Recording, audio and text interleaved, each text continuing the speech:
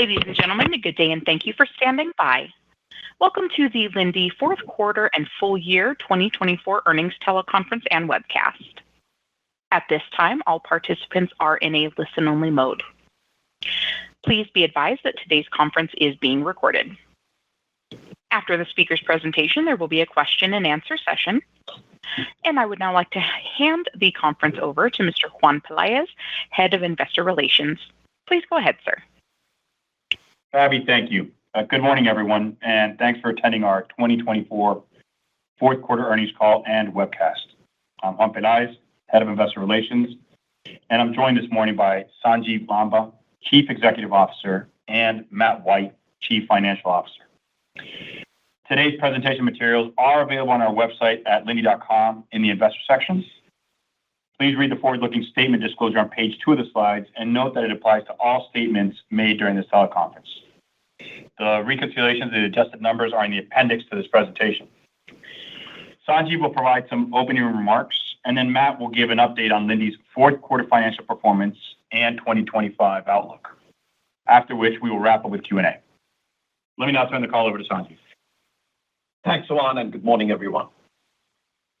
Looking back, 2024 was another successful year for the Linde organization.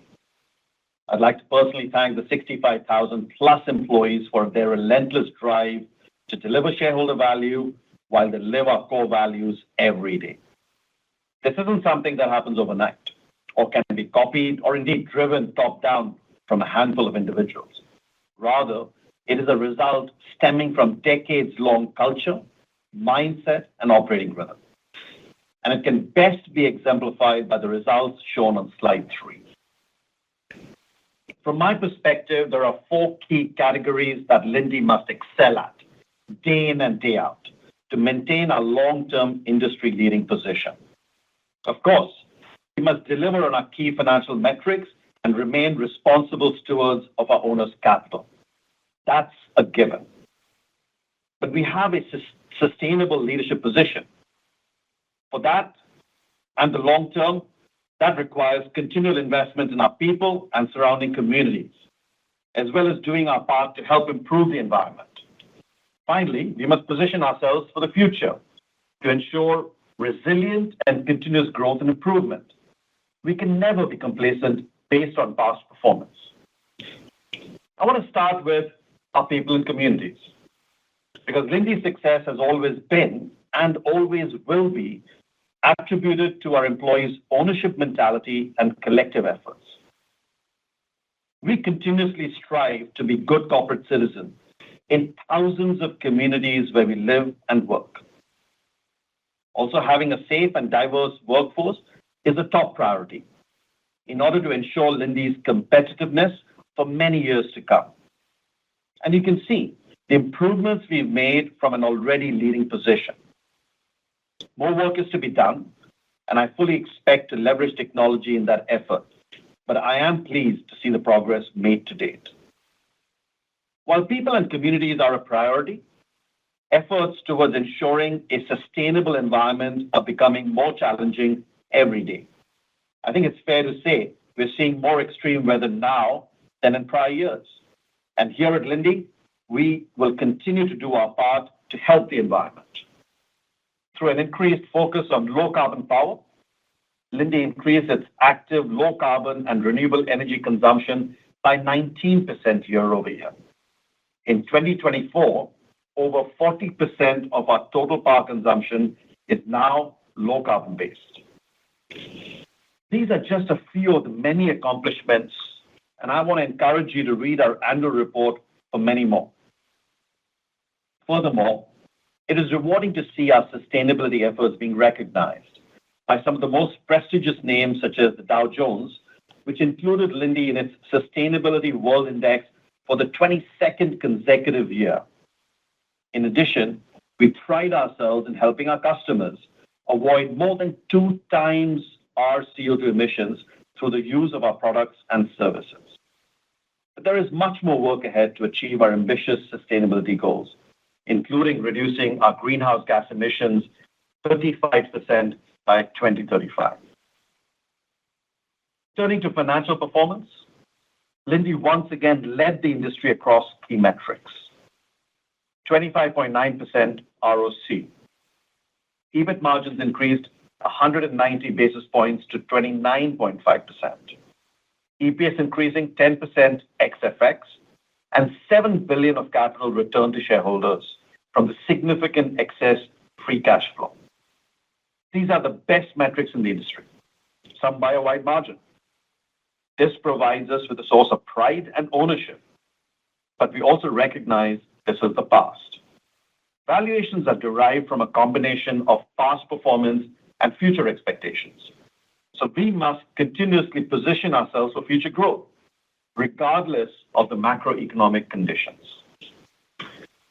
Positioning for future starts with a concise strategy and a capital allocation policy. At Linde, we know that the investments we make and the ones we avoid are equally important, because mistakes in this industry can have long-lasting consequences. This is why sticking to our core business while maintaining disciplined contract terms is critical to building safe, reliable, and profitable supply infrastructure. The year ended with more than $10 billion in backlog, including a record sale of gas backlog of $7 billion. Included in this is a $2+ billion Dow win in Canada, which is a great example of a high-quality project in a core geography. This project not only has fixed payment structure with predicted returns, but materially improves our local supply density in a fast-growing region for clean energy. I fully expect to be announcing new projects and customers in the near future. But growing in industrial gases is more than just mega projects.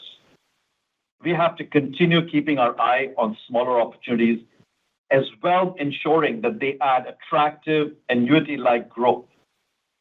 During 2024, we once again set a record for small on-site wins, signing 59 long-term agreements for a total of 64 plants, all of which will increase reliability and strengthen our network density. Acquisitions of small tuck-in packaged gas opportunities also remain an important part of synergized growth, with 18 signed transactions with annualized revenues of approximately $200 million. All in, 2024 was another successful year, despite the many challenges. That being said, it's time to move forward and look ahead. All of you have seen the new earnings guidance for 2025, and therefore I believe it's important to reiterate the components of our long-standing EPS growth algorithm on slide 4. For many years now, we've defined our EPS growth into 3 categories, of which both capital allocation and management actions are within our control, and the economy is not. Capital allocation represents contributions from a long-standing and stable capital management policy. The main elements include our contractual project backlog, share repurchases, small bolt-on acquisitions, and capital structure efficiencies generally achieved through interest and tax management. It's important to note that our backlog definition is unique in our industry, as it only includes incremental growth from contractually committed customers with fixed payment elements and termination provisions to ensure a minimum return on capital. While no other company follows the strict interpretation, it certainly provides Linde greater certainty of backlog EPS contribution in any environment. Similarly, the majority of acquisitions are justified on cost synergies only, and therefore provide a high degree of confidence on capital return and thus EPS generation. Finally, share repurchases offer an attractive and flexible use of excess free cash flow, as project startup and acquisition cadence will ebb and flow, enabling a highly consistent EPS contribution from overall capital allocation. All of these elements have historically contributed 4 to 6% EPS growth, and I feel confident this will continue for the years to come. Management actions represent the daily self-help initiatives our employees undertake to ensure growth regardless of the macroclimate. Digital solutions and AI are increasingly supporting productivity, price, and cost management, which are controllable initiatives deeply embedded into our culture and operating rhythm, and which allow us to grow earnings regardless of the economy. History has proven for these to be the largest compound value generators, as they are not directly correlated to overall economic activity. This combination of capital allocation and management actions is expected to deliver 10+% EPS growth each year with margin expansion, and 2025 is no exception. Whether pre or post-merger, these two components have been the dominant drivers of our long-term double-digit EPS growth CAGR. While I remain confident in our ability to deliver on this 10%, we are constantly striving to find more opportunities to improve. Conversely, we cannot control the third category, which represents macroeconomic factors.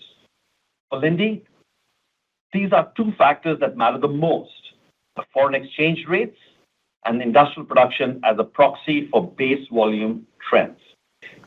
Recall that we are a US dollar functional company with approximately 2/3 of earnings denominated in foreign currencies and thus exposed to FX translation. Similarly, while our customers are often under long-term contracts with fixed facility fees, the incremental gas they consume is a function of their own production rates, which typically highly correlates to industrial demand. Hence why global IP is a generic proxy for our customer gas consumption or base volumes. The current 2025 guidance range assumes a 4% FX translation headwind, while the midpoint of the range assumes 0% IP growth environment.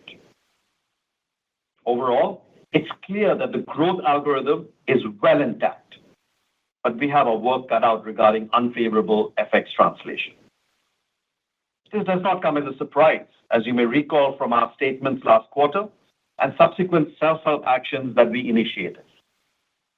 Furthermore, we will continue to identify and execute additional management actions to mitigate macro weaknesses. Eventually, these economic headwinds will convert to tailwinds, as they always do. And until then, you can be rest assured that the entire Linde organization will be focused on creating shareholder value and maintaining our long-term industry leadership, no matter the environment. I'll turn the call over to Matt to walk through our financial results. Thanks, Sanjiv. Fourth quarter results can be found on slide 5. Sales of $8.3 billion are flat prior year and down 1% sequentially. For both the prior year and sequential comparisons, foreign currency translation was a 2% headwind. Excluding FX and cost pass-through, underlying sales grew 2% versus last year and were flat from the third quarter. Price increases of 2% over 2023 and 1% sequentially continued to track with globally weighted inflation. The volume growth was flat as contribution from the project backlog in the Americas and APAC offset lower base volumes in EMEA. The sequential volume decline is primarily attributed to softer EMEA metals and mining volumes and seasonality factors in APAC.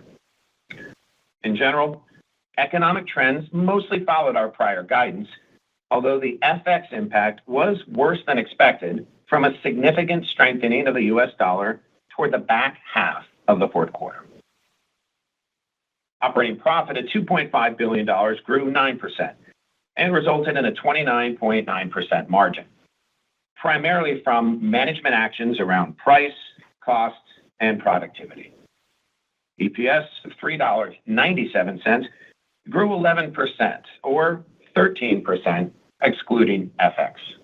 The 9% CapEx increase is entirely driven by contractual projects, as base CapEx decreased from a combination of currency, productivity, and lower base volumes. I anticipate this trend to continue as we execute on the record $7 billion sale of gas backlog to support future growth. Further details on capital management can be found on slide 6. Full-year operating cash flow ended at $9.4 billion, with almost 60% occurring in the second half.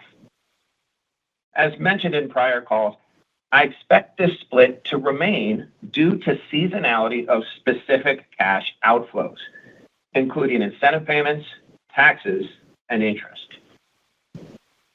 The pie chart on the right shows the full-year capital allocation. We invested $5 billion back into the business, with half underpinned by secured, high-quality growth opportunities.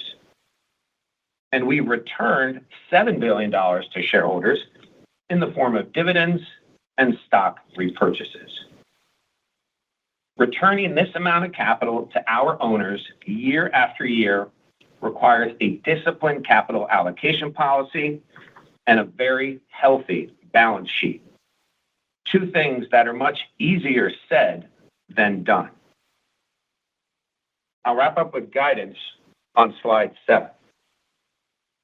We're initiating full-year EPS guidance of $16.15 to $16.55, representing 4 to 7% growth or 8 to 11% when excluding an estimated 4% currency headwind. As mentioned earlier, the 4% impact is from the accounting translation of foreign earnings, which experienced a rapid strengthening of the US dollar toward the end of 2024. Recall this is merely a projection, as we're required to book the actual month's average rate to the income statement. The methodology used for this estimate is consistent with prior practice by using the forward curves on a weighted basis for each foreign currency at the start of the month. Historically, large currency devaluations have often been followed by periods of more significant local inflation, with 2022 being a recent example. If that occurs, I'd anticipate incremental pricing opportunities to recover the currency devaluation impact. These potential pricing opportunities are not baked into the guidance range at this time, since the amount or timing of subsequent inflation is difficult to estimate. The midpoint of this range assumes no economic improvement from the current environment, and thus assumes flat base volumes. As Sanjiv mentioned, our base volumes derive from customer supply contracts. Their growth is a function of gas consumption from our contracted tanks and cylinders, hence why local industrial production tends to be the best proxy.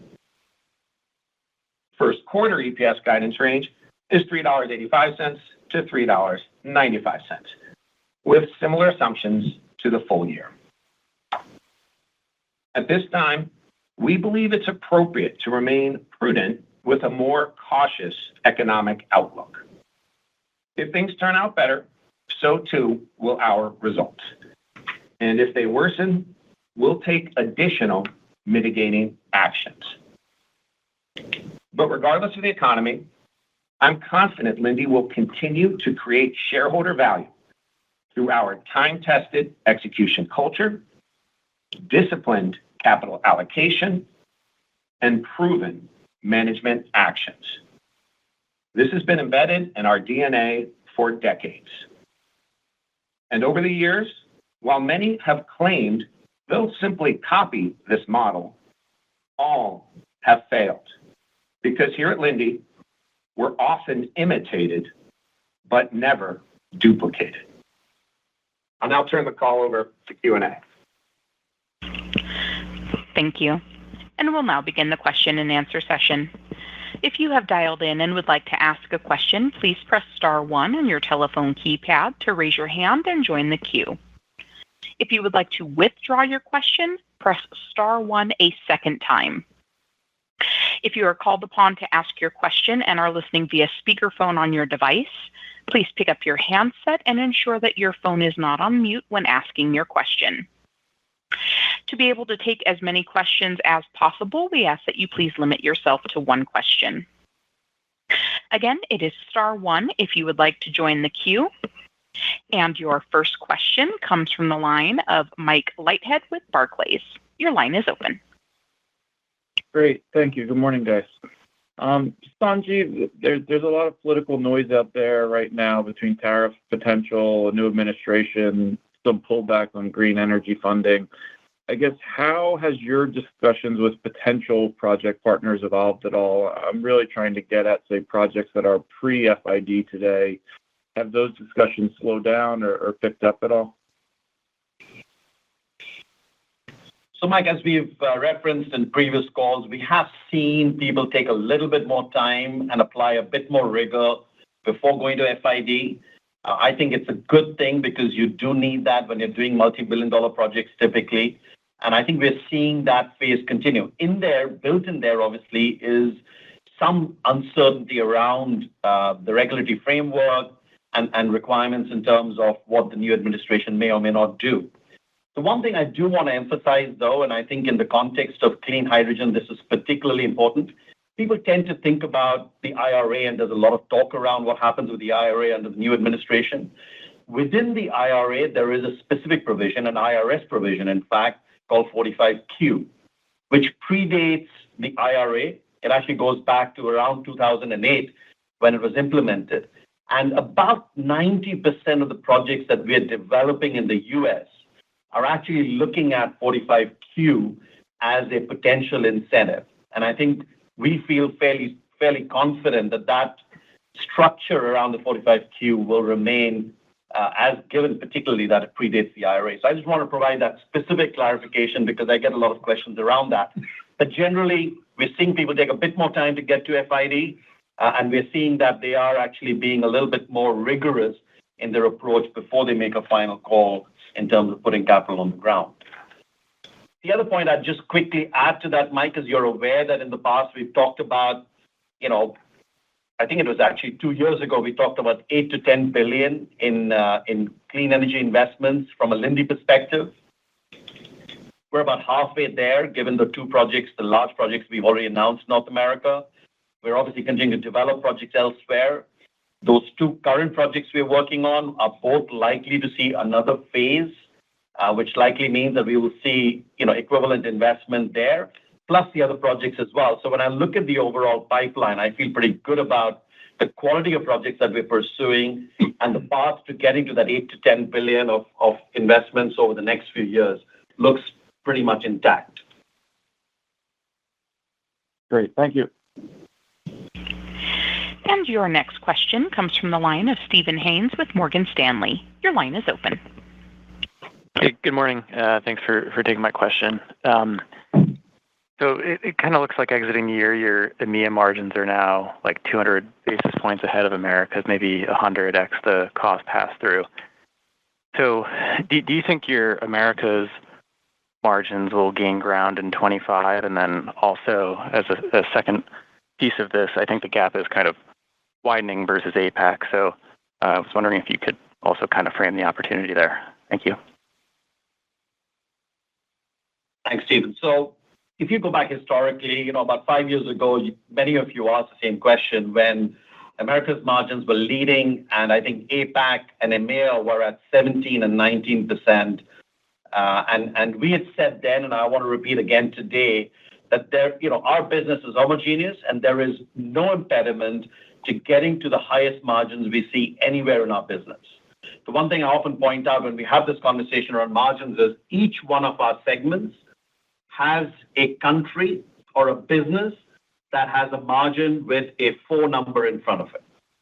And in many ways, we encourage our businesses, each of the segments, to push and try and understand what those successful businesses with a 40+% margins are doing to ensure that we can bridge the gap. So to answer your question, both for Americas and APAC, my expectation remains that margins will continue to improve. And again, we've said in our prepared remarks earlier on, you should expect to see margin expansion in 2025 for Linde PLC overall, which obviously is an aggregation of the different segments. I'd say to you that I'd probably say that margin expansion range is between 20 to 50 basis points. Typically, that's what we expect longer term. Obviously, we've been delivering well in excess of that, and that obviously sets up some expectations. But expect margin expansion. Each of those segments will continue to grow margin. No impediment to APAC bridging that gap. And of course, America's got a solid business, which will continue to expand its margin as well. Okay, thank you. And your next question comes from the line of Duffy Fisher with Goldman Sachs. Your line is open. Yeah, good morning, guys. You talk about IP being your biggest KPI, which is fair. Roughly, what is the leverage if IP is up or down 1%? How much EPS does that generally drive for you? And then if you would, maybe just take a spin around the world. What are you seeing IP? I know guiding to flat is prudent, but where do you see potentials for things to be better or worse than that? Duffy, I'll let Matt talk a little bit about the IP correlation, and then I'll give you a walk around the world. Yeah, Duffy. So to start, as you probably know, we split our volumes into project and base, and our project volumes solely track our startup. So that is, as you know, completely independent of any IP or macroeconomic factor, and it's purely contractual based on the fixed element. So that one is part of the capital allocation contribution of the EPS algorithm. But to your point, when you think about base volumes, as Sanjiv mentioned, we have the rental, which is fixed irregardless. That gets back to the resiliency of our model. As you recall, about 65% of our revenues are fairly resilient. But of the molecules that they take, whether in the cylinder or whether in the tank for liquid, and to some extent over fixed fees in the pipe, that's just going to be a function of their production. So from that end, that tends to best proxy to IP. And so I would say within the base volume piece, it aligns. Now, to your point, we tend to get higher IP leverage in developing countries where they are expanding more, what you'll look at as intensity of gas per capita. Whereas in more developed nations, it's closer to a 1-to-1 ratio you tend to see on the IP and the base volume tracked. So that's how I would think about that. When you look around the world, I think we can all agree that how some countries report IP is not equal in all countries. But when we adjust for what we feel are a little bit of some noise in the numbers, what we've been seeing is IP close to zero, maybe tens of bips globally weighted in our businesses is what it's been ranging at. But, we'll have to see how it plays out going forward. I think EMEA, a drag, as you know. Americas has been pretty solid. And I think China, depending upon which number you actually want to use, it can range anywhere from close to zero to the official number of 5%. And that's how we would kind of see the IP. But I'll hand off to Sanjiv, maybe can give you a little walk around the world just with general color on trends. Thanks, Matt. So that's helpful in just kind of grounding you on how IP plays into our equation, but also how we think about it.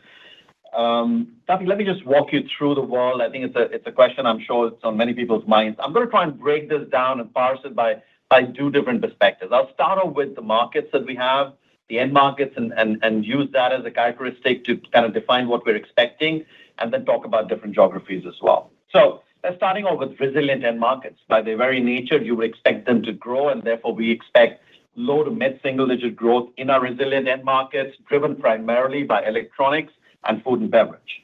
The industrial sector, obviously more cyclical, impacted by industrial activity and demand. We do expect lower volumes there, and versus last year, we expect flat to lower volumes, particularly in metals and chemicals. If I now take the other perspective and talk about geographies, and I'm going to start off with maybe the Americas. Our expectation, low single-digit growth in the Americas, across the resilient end markets. The industrial sector also expected to be kind of flattish against what we see last year. I will specifically talk about the U.S. though, and in the U.S., I'd say to you, our current view remains, and I've said this before, right? U.S. volumes and sales at a high watermark. Our expectation remains that in the first half of the year, they're likely to be flattish. That's what we're hearing from our customers. But towards the back end of the year, the second half for sure, we are expecting increased momentum across the U.S., and we'll see that play through in how we see the Americas, volumes and growth activity come through. On the other hand, a bit of a contrast, unfortunately. In Europe, we expect to see continued softening. This is primarily in Western Europe, also a little bit in Eastern Europe, but primarily in Western Europe. The resilient end markets will continue to grow. There is a good trajectory there, and we'll expect that, but metals, manufacturing, chemicals, energy, all expected to be softer and lower volumes versus previous year. So Europe, unfortunately, is a drag at the moment.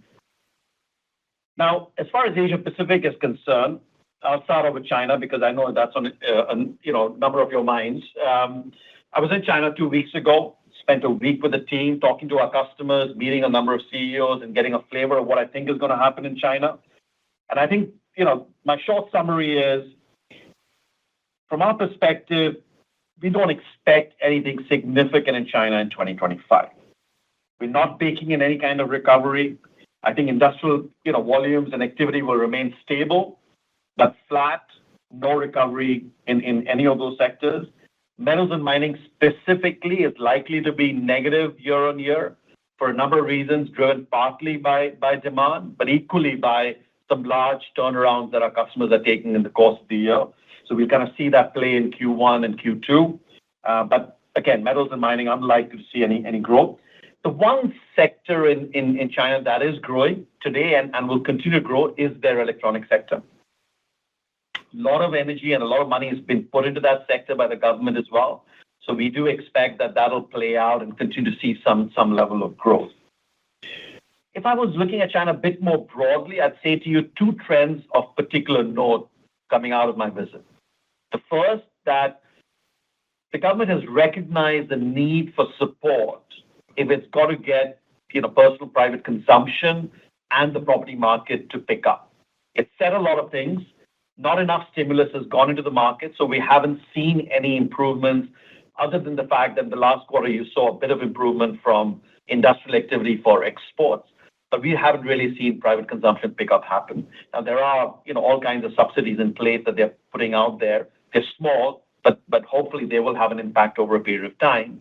So I'd say to you, I wouldn't hold my breath for 2025 in terms of improvement. But beyond that, longer term, certainly we will see the China market stabilize and probably grow at a smaller pace than we're used to.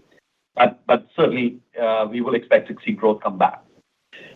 The rest of Asia Pacific is largely flat versus previous year, except for India, which is obviously the growth story at the moment. And again, given our strong presence in India, we are making the most of it, winning more than our fair share, feel really good about where that's going. That's kind of a view around what we see across the world and expect in 2025. Great. Thank you, guys. And your next question comes from the line of David Begleiter with Deutsche Bank. Your line is open. Hi, it's David Huang here for Dave.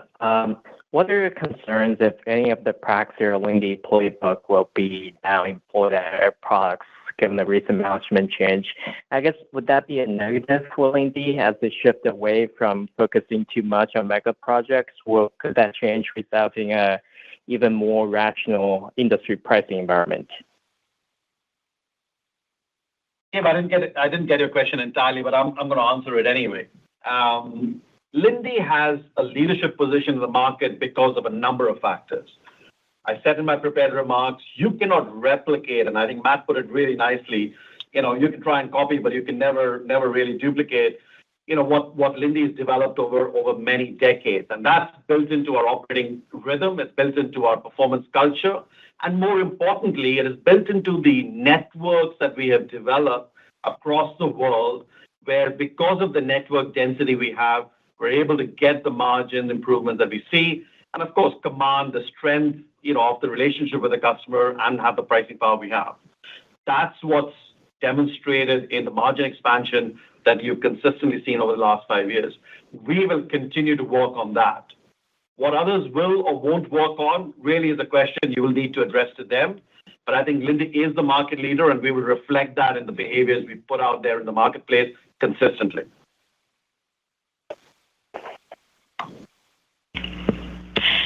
And your next question comes from the line of Laurent Favre with BNP Paribas. Your line is open. Yes, good morning, guys. Got a question on healthcare, where I think you've been around 0% organic growth every quarter in 2024. I was wondering if you could talk about what you've seen on, price versus volumes, and if there's any specific area that is providing a big headwind. And I guess if you can expand into what you're thinking for 2025 for this one. Thank you.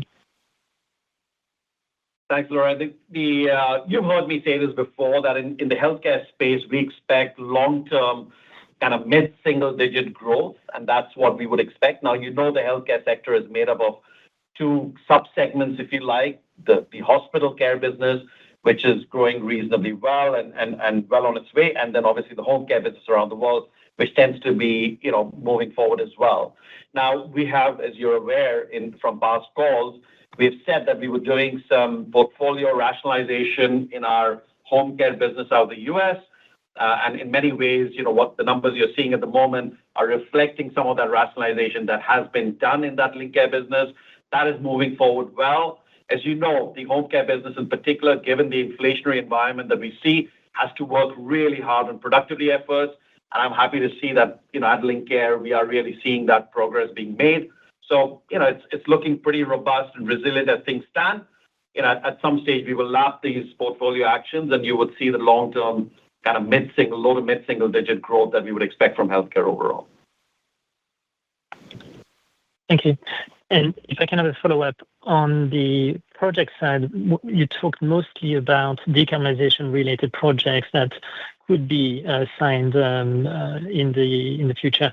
You didn't mention electronics. Is there a specific reason for that? I don't think we've seen significant new FIDs in electronics on your side over the last couple of years. Is this an area where we should be expecting new projects? Laura, I'll only tell you this, that 20% of my all-time record sale of gas backlog is electronics.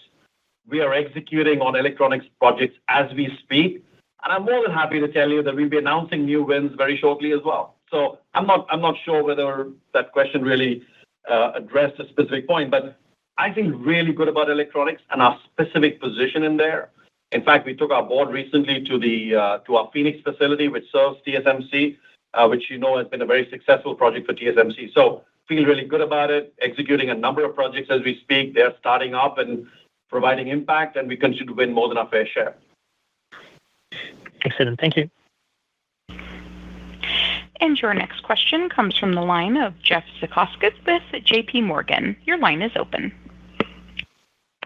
Thanks very much. In 2024, your cash flow from operations was up 1%, even though your EPS, grew about 10%.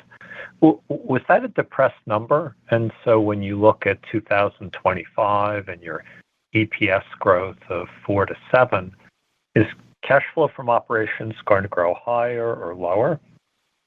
And then secondly, in terms of market share in the overall industrial gas market, is market share, pretty much constant for all of the major players, or are you gaining share overall or losing share? Is there any share shift?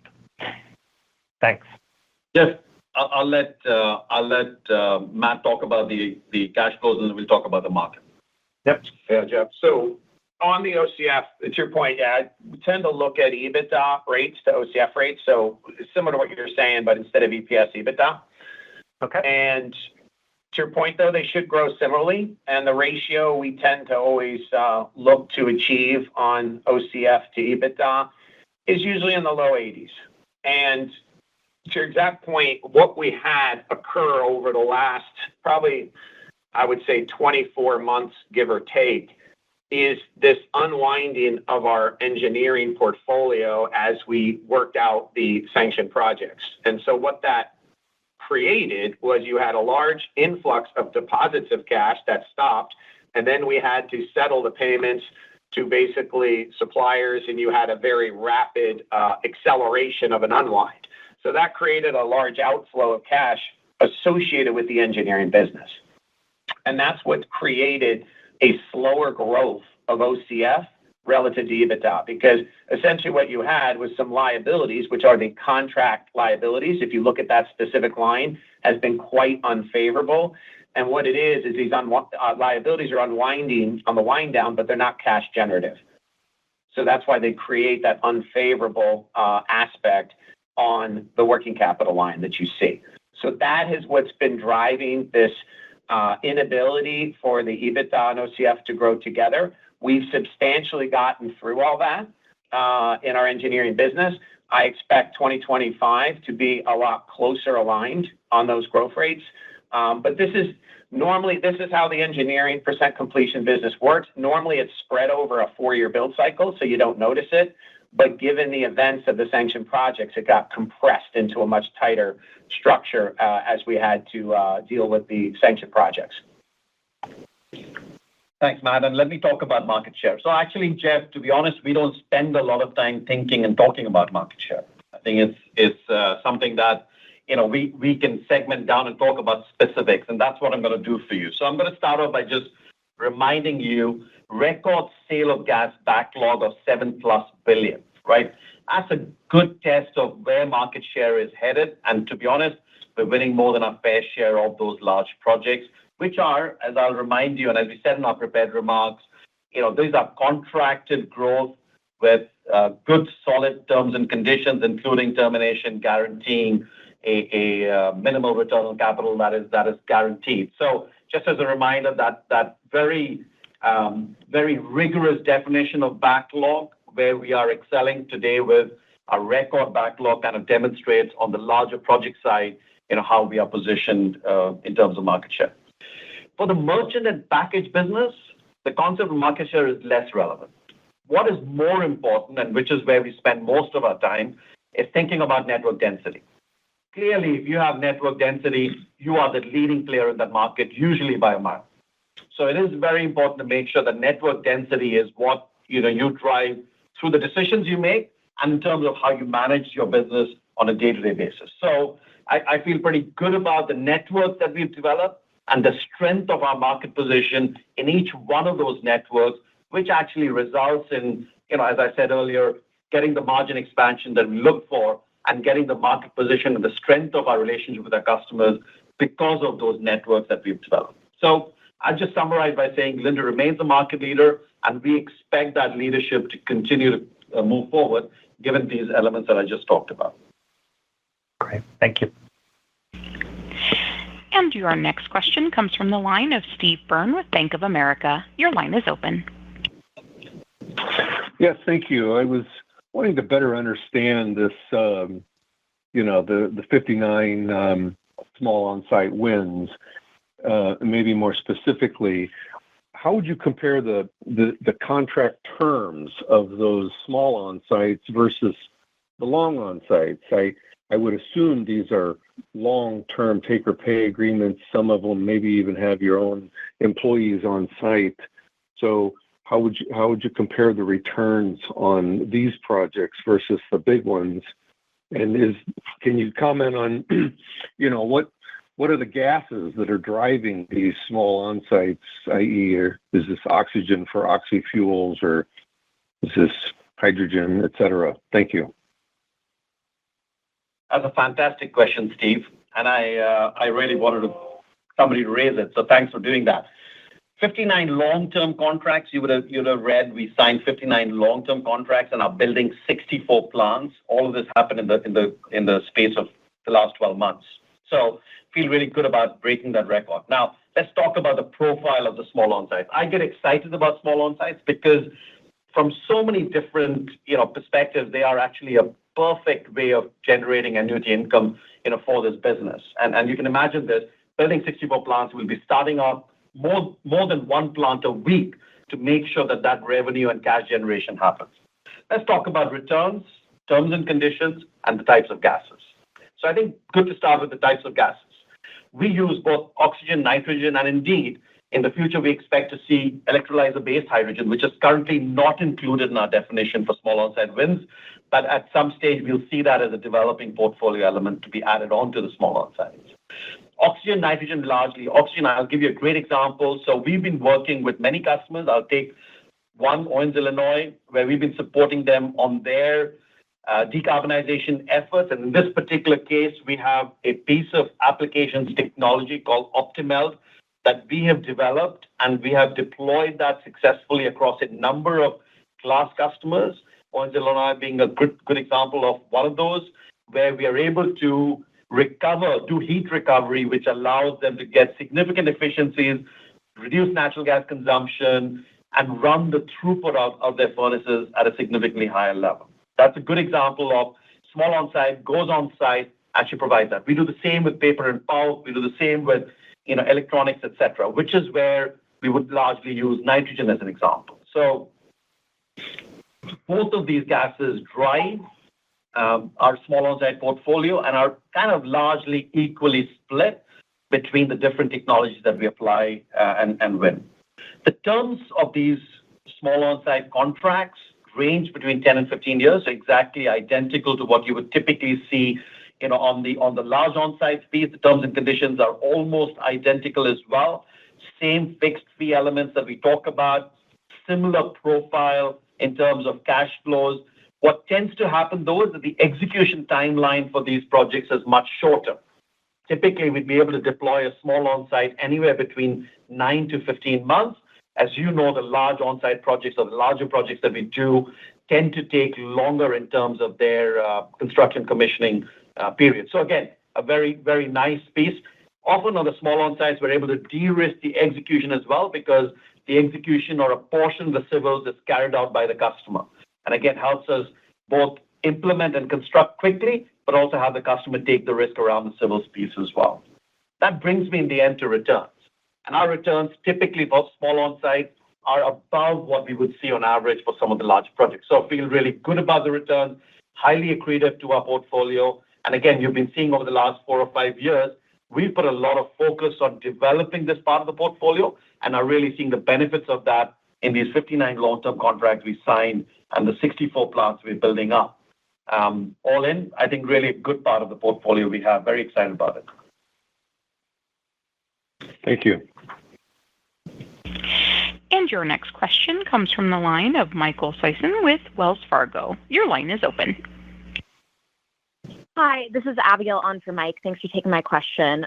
This was sort of touched on earlier in the call, but I wondered if you could just clarify the contributions from pricing versus productivity and cost management when we're talking about forward-looking guidance for the quarter and for the year. Thanks. Hey, Abby, it's Matt. So we don't split that out, but as Sanjiv mentioned on the algorithm, so we've got 10+% in the combination of the capital allocation contribution and the management action contribution. And for purposes of guidance, I'd say roughly split 50-50, just say 5% at this stage. Historically, management actions have been the larger contribution, but we always need and want to think about that as a spread, right? To think about one in isolation to us doesn't make a lot of sense because you'll see very different inflation levels in different countries. So the local spread of price to cost inflation is a critical metric for us because that positive spread is what's part of the compound value creation of the model. So I would say, it's a very, very local discussion, but the spread needs to remain positive. That's a big component of the margin expansion, the long-term margin expansion as well. But I'd say for purposes of the guidance right now, just assume it's roughly half from management actions of the 10% and half from capital allocation of the 10%, so 5 and 5. And as Sanjiv mentioned, we're obviously going to continue to take actions to try and improve on that, but that's what's laid out in the guidance at this stage. Okay, thanks. And your next question comes from the line of John McNulty with BMO Capital Markets. Your line is open. Yeah, good morning. Thanks for taking my question. So a question around the $10 billion backlog between sale of gas and sale of equipment. How much of the equipment at this point is locked in where we don't have to worry about tariffs or maybe the benefit of the strong dollar? And how much of it, is there a little bit of exposure on? How should we be thinking about that? Thanks, John. So again, as you said, $10 billion in backlog, about 3.1 or 3.2 of that sits in the SOE side, the sale of equipment side, and the balance 7+ sitting in the sale of gas side. So as far as tariffs are concerned, obviously we've been looking at the portfolio. On the SOE side, our contractual protection typically takes care of that. So, we go in with firm pricing with our contractors, and wherever necessary, we have contractual protection to make sure that events like tariffs, et cetera, get adequately covered. On the sale of gas side, where we're doing a lot of the procurement, we're obviously managing and tracking that quite closely. We did that study recently for our U.S. projects, and actually the impact of the tariffs is de minimis. So really, we are not seeing any impact there. Now, our experience of the past has been, and there were tariffs, have been tariffs for a while now, including the first round of the administration a few years ago when we dealt with this. One of the things we found was, when tariffs did get introduced, typically, they didn't really impact our firm offers that we put in on the procurement cycle. But also, more importantly, we got some benefit typically out of devaluation of currencies that more than offset the tariff impact if there was impact of any significance. So all in, I'd say to you, we've looked at tariffs. It's part of what we've done in the past, and we kind of managed it adequately. At this point in time, we feel pretty good about where our projects stand. Great. Thanks very much for the color. And your next question comes from the line of Peter Clark with Bernstein. Your line is open. Yes, good morning, everyone. I got kicked off, so I hope I don't ask something that's been asked before. But I'm not terribly surprised with your guidance, but maybe I was a bit off on the Forex. Using the sales line, I get slightly lower, but I'm assuming you've got some very profitable markets in there that have been hit very hard with the currency. I'm thinking Mexico, maybe Brazil a bit. Just wondering if there's an element of that in that guidance. And then allied to that, the tariff risk. I know gases don't travel. I know it's mostly for customers in the region, but again, some of these very profitable markets are ones at risk in terms of tariffs. And again, Mexico would be a classic in terms of that. Just how you think around that as well. Thank you. Hey, Peter. This is Matt. So we'll start on the FX. You actually hit on the two bigger ones. Brazil and Mexico were the larger ones. I would say if you think about the evolution of FX through 2024, some of the European-based currencies, as you probably know, were almost quite favorable to flat in the beginning of 2024. But unfortunately, what you were seeing were a lot of LATAM currencies devalue fairly materially. The peso, the Mexican peso being one, the Brazilian real, and then Argentinian peso, as you can imagine, which is on a managed devaluation, which uses hypercurrency inflation. So the LATAM currencies were probably seeing more of the brunt in the first half to 2/3 of the year.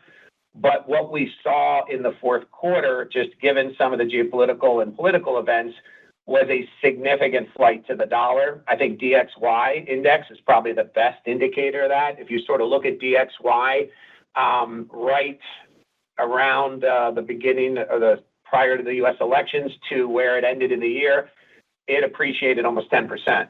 And I think you gave a pretty good indication of the 6 major basket currencies of which that index is comprised of, how much those major currencies you saw that move. So that was, I would say, it was a 2-stage impact on the rates. And then what that ended up with was some of the more larger currencies like the euro and the sterling and the Aussie dollar, et cetera, really devalued in the back half of the fourth quarter. So that, I'd say that was the dynamic we saw. It'll be what it'll be, right? We'll obviously, as we mentioned, you book on the average rate each month, and then we'll see if the devaluations do create inflationary aspects. I think Sanjeev had mentioned the tariffs, and as you could imagine, our impact on the tariffs is really indirect. We don't, since we're so localized, to your point, we don't have much direct impact. Sanjeev mentioned the equipment, which is small, and that tends to self-correct. So it really just comes down to a function of the customers that we supply and what production levels they have. Given our leading density positions in a lot of these economies, we feel quite good that we are there to capture where the products move to. Because I think at the end of the day, what you have to ask yourself with these tariffs is production shifting, or will there be a reduction of production? But in a shifting basis, we feel quite good we'll capture where it goes. And if there is a net reduction, the question will be from where. So time will tell on that, but this is more going to be a function of that IP we talked about, and we'll see how it plays out. But given the guide we gave on basically a 0 IP at the midpoint, we'll have to see how things play on that. Got it. Thank you. And your next question comes from the line of Patrick Cunningham with Citi. Your line is open.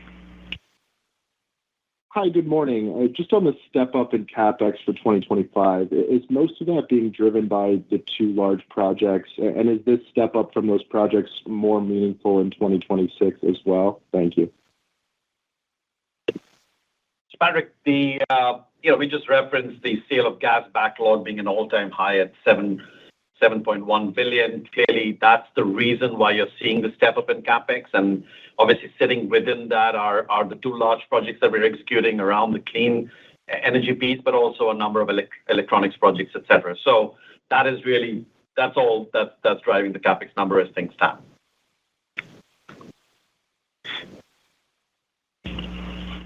And your next question comes from the line of John Roberts with Mizuho. Your line is open. Yeah, thank you. Your competitor had a large non-recurring helium sale in the quarter. Did that take down industry helium prices, or how would you characterize the helium market? John, I think the helium market continues to display exactly the characteristics that we've been seeing for most of 2024, in fact. As I look at the helium market today, I'd say to you that there are parts of the world where helium is long. Asia is one of them.